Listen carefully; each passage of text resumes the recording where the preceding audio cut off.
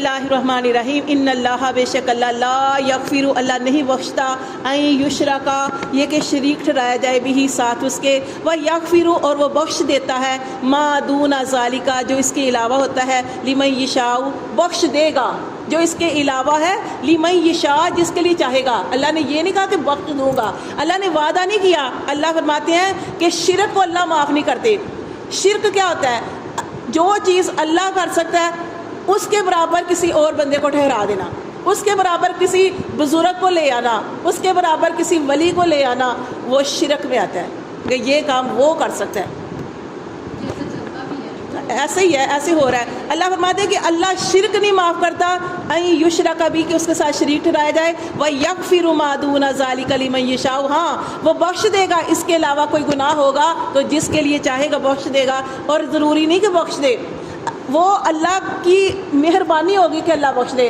اگر جس کو اللہ تعالیٰ بخشنا چاہے, جیسے ایک آپ نے پڑھا نا کہ ایک دفعہ آپ صلی اللہ علیہ وسلم بیٹھے ہوئے تھے, آپ صلی اللہ علیہ وسلم ایک حدیث بیان کر رہے تھے کہ ایک معاملہ ہوگا ایک آدمی کا, اور اللہ تبارک و تعالیٰ جو ہے نا اس بندے کے فرشتوں کو کہیں گے کہ اس کے چھوٹے چھوٹے گناہ جو ہیں وہ گناؤ, کہ اس کے چھوٹے گناہ کتنے ہیں.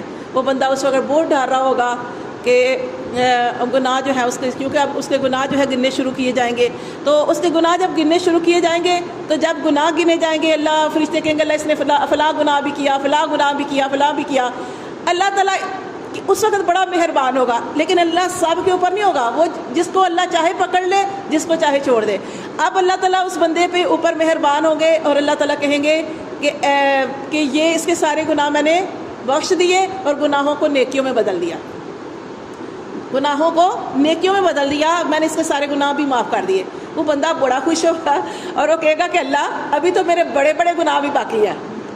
سمجھ آئیے آپ کو؟ تو جب آپ صلی اللہ علیہ وسلم یہ حدیث بیان کر رہے تھے تو آپ صلی اللہ علیہ وسلم مسکرا رہے تھے کہ وہ بندہ پہلے تو ڈر رہا تھا کہ میرے چھوٹے چھوٹے گناہ جو ہیں وہ گنائے جا رہے ہیں اور میرے گناہ اتنے زیادہ ہو گئے ہیں. جب اللہ تعالیٰ نے فرمایا کہ اس بندے کے میں نے سارے گناہ جو چھوٹے صغیرہ گناہ بخش دیے, تو وہ بندہ بڑے پھر وہ فخر سے کہتا ہے کہ اللہ ابھی تو میرے بڑے گناہ بھی باقی ہیں. تو یہ تو اللہ کا کرم ہے, جس سے چاہے گا اللہ بخشے گا اور جس کے لیے چاہے گا اللہ, اور نیک بندہ بھی ہوگا, اور جس کے لیے چاہے گا اللہ اسے چھوٹی سی بات پہ پکڑ لے. جیسے ایک حدیث ہے جس میں آپ سے ارشاد فرمایا ایک بندہ 70 سال سے اللہ کی مان کے چل رہا ہے, اللہ کا ہر حکم مان رہا ہے, لیکن اس نے جاتے ہوئے زندگی سے, اس کی زندگی ختم ہونے والی تھی, ایک فیصلہ اس نے غلط کر لیا, اللہ تعالیٰ اس کے لیے جہنم کا فیصلہ کر دیں گے. 70 سال سے اللہ کی مان کے چل رہا تھا, ایک فیصلہ غلط کیا, اور وہ فیصلہ وراثت کا, وراثت کی تقسیم اس نے غلط کر دی. تو یہ جس کو چاہے اللہ پکڑ لے, جس کو چاہے چھوڑ دے, یہ تو اللہ کا کرم. اس لیے ہم دعا کرتے ہیں کہ اللہ تعالیٰ ہمیں بغیر حساب کتاب کے جنت میں لے جانا. تو یہ اللہ تعالیٰ فرماتے ہیں کہ اللہ تعالیٰ بخش دیں گے جس کے لیے جو چاہیں گے. پھر اللہ تعالیٰ فرماتے ہیں میں یشرک باللہ اور جو اللہ کے ساتھ شریک ٹھہرائے فقد افترا تو تحقیق اس نے گڑا اسمن عظیمہ بڑا گناہ, جو اللہ کے ساتھ شریک ٹھہرائے. پھر اللہ فرماتے ہیں الم ترا کیا تو نے نہیں دیکھا الی الذین طرف ان لوگوں کی یزکون جو پکیزگی بیان کرتے ہیں انفسہم اپنی جانوں کی. سمجھ آئیے اپنی جانوں کی پکیزگی بیان کرنا, کیا کہ میں تو بہت نیک ہوں, میں تو سارا دن نمازیں پڑھتی رہتی ہوں, میں نے تو کبھی کوئی گناہ نہیں کیا, میں یہ قرآن ختم کرتی ہوں تو میں فلاں کام کرتی ہوں, میں فلاں, یعنی صرف اپنے طریقے بیان کرتے رہنا. اللہ فرماتے ہیں کہ کیا تو نے ایسے لوگوں کو نہیں دیکھا جو اپنے آپ کی تعریفیں بیان کرتے ہیں, اپنے آپ کو کہتے ہیں ہم بڑے نیک ہیں. بل اللہ بلکہ اللہ ہی ہے یزکی جو پکیزہ کرتا ہے من یشاء جسے چاہتا ہے. یہ تو اگر اللہ نے کسی کو کوئی توفیق دیا تو اللہ کا کرم ہے, ہمارا کوئی کمال نہیں ہے. ہاں کمال یہ ہے کہ ہم نیت کرتے ہیں, بس یہ ہے کہ آپ اچھی نیت کرتے ہو اللہ توفیق دیتا ہے, لیکن آپ اچھی نیت ہی نہیں کرتے ہو تو اللہ پر توفیق کہاں سے دے گا.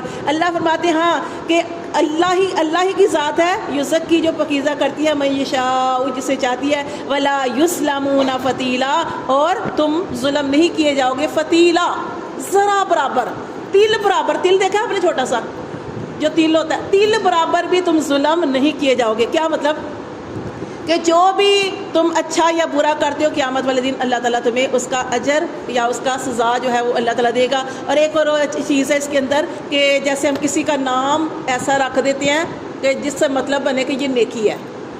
یا ایک واقعہ بھی ہے, تو ام سلمہ تھی نا آپ صلی اللہ علیہ وسلم کی زوجہ, آپ جانتے ہیں نا ان کا کتنا پیارا واقعہ نا ابو سلمہ والا, کہ ابو سلمہ فوت ہوئے, پھر لمبی بات ہو جائے گی بہرحال, مختصر آپ کو تھوڑا سا تعلیم. ابو سلمہ فوت ہوئے تو ام سلمہ ان کی بیوی تھی، تو بہت پیار کرتے تھے آپس میں، لیکن اللہ کو حکم آ گیا یہ فوت ہو گئے۔ جب فوت ہو گئے تو فوت ہونے سے پہلے انہوں نے نا ایک نبی صلی اللہ علیہ وسلم سے ایک آیت جو تھی وہ سنی تھی، اور ایک دن گھر آئے تو بڑے خوش تھے ابو سلمہ، اور کہنے لگے کہ آج میں نے نبی صلی اللہ علیہ وسلم سے نا ایک یہ آیت سنی ہے، تو ہاں کون سی والا؟ ہاں کہ اگر کوئی پریشانی آ جائے، کوئی مسئلہ آ جائے کسی بھی قسم کا، تو آپ نے کہنا ہے انا للہ و انا الیہ راجعون، پھر اس کے ساتھ اللہم اجرنی فی مصیبتی واخلف لی خیرا منہا۔ یہ آپ نے یاد کرنا کہ ہماری زندگی میں بھی پریشانیاں، غم، تکلیفیں آتی رہتی ہیں، یا کسی مال کے اندر کوئی نقصان ہو جاتا ہے یا کسی قسم کا، تو جب ہم کہتے ہیں نا انا للہ و انا الیہ راجعون، اللہ کا مال تھا اللہ کی طرف چلا گیا، تو پھر آگے بڑھتے ہیں اللہم اجرنی فی مصیبتی، اللہ مجھے اس مصیبت میں اجر عطا فرما، اور آگے نا خیر منہا، تو اللہ اس سے بہتر مجھے جو ہے نعم البدل عطا فرما۔ تو یہ جب انہوں نے نبی صلی اللہ علیہ وسلم سے سنا تو پھر آ کے ام سلمہ کو بتایا، تو ام سلمہ کو بھی یہ یاد ہو گیا نا، تو جب یہ ان کو یاد ہو گیا تو ابو سلمہ فوت ہو گئے، تو نا ام سلمہ جو تھی یہ آیت پڑھتی تھی، اور لیکن وہ سوچتی تھی کہ ابو سلمہ یعنی میرا شوہر تو بہت اچھے تھے، مجھے ان سے بہتر کون مل سکتا ہے، لیکن وہ نبی صلی اللہ علیہ وسلم نے خود ان سے اظہار نکاح کیا۔ کتنی بڑی بات ہے۔ پھر انہوں نے اس بات پہ، یعنی آپ نے کوئی بھی کام کرنا ہے اس کو یقین کے ساتھ کرنا ہے۔ پھر انہوں نے یقین کے ساتھ یہ آیت پڑھی، اللہ نے ابو سلمہ سے بہتر محمد صلی اللہ علیہ وسلم ان کو دے دیے۔ اچھا یہاں پہ میں جو بات آپ کو بتانے جا رہی تھی وہ یہ ہے کہ جب پھر ان کی شادی ہو گئی، نبی صلی اللہ علیہ وسلم سے نکاح ہو گیا، تو ام سلمہ کے 4 بچے تھے جو اپنے ساتھ وہ لے کے آئی تھی۔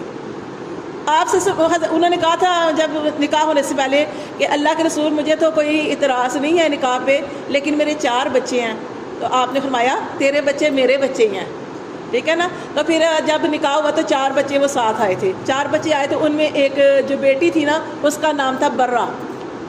اچھا برہ نام تھا۔ نبی صلی اللہ علیہ وسلم نے اس بچی سے پوچھا کہ تمہارا نام کیا ہے؟ اس نے کہا برہ۔ برہ کا مطلب تھا نیکی۔ آپ نے فرمایا کہ اپنے آپ کو نیک کوئی نہیں کہہ سکتا، اس طرح کا نام بھی نہیں رکھنا چاہیے نیکی۔ اب کسی کا نام برہ ہو، نیکی ہو، اس کو فوراً بدل دینا چاہیے۔ آپ نے اس کا نام بدل کے کیا رکھا؟ زینب رکھا، کہ کوئی ایسا نام جس میں آپ کا تعریف کی جائے، جیسے نیکی، یہ تو نیکی ہے، تو اس طرح ملائکہ، مطلب اس طرح پھر میں زیادہ نام نہیں لیتی، مطلب اس طرح کا کوئی بھی نام جس میں آپ کے بارے میں کہا جائے کہ آپ بڑے نیک ہیں۔ تو اس طرح اللہ تعالیٰ نے یہ آیت بھی یہاں پہ آ گئی ہے کہ اپنی جانوں کی پاکیزگی بیان نہ کرو، بلکہ اللہ کو پتہ ہے کہ اللہ ہی پاکیزہ کرتا ہے جسے چاہتا ہے، اور جو تمہارے اندر خامی ہے یا خوبی ہے اس کا بدلہ تم پا لیے جاؤ گے، اور تم پر ذرا برابر بھی ظلم نہیں ہوگا۔ پھر اگلی آیت میں اللہ نے ارشاد فرمایا انظر، دیکھو کیف یفترون، کیسے گڑھتے ہیں، علی اللہ الکذب، اللہ پر یہ جھوٹ کیسا گڑھتے ہیں، وکفی بہ